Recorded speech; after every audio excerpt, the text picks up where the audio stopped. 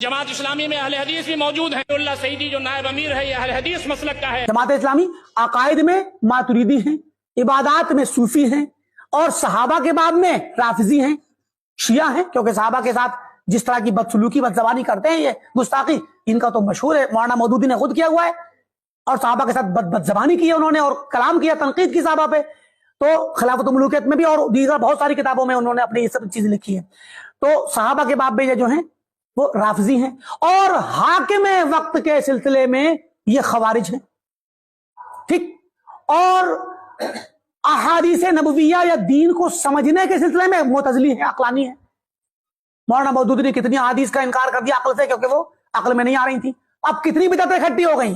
तो अब ये चीजें जिसके पास हो, आप उसके पास जाकर के उनकी रुकनियत लें, तो फिर एक अहले हदीस और अहले सुन्नत सुन्नी शख्स के दिल में सहाबा की मोहब्बत और सहाबा का बुग़्ज़ इकट्ठा कैसे हो जाएगा।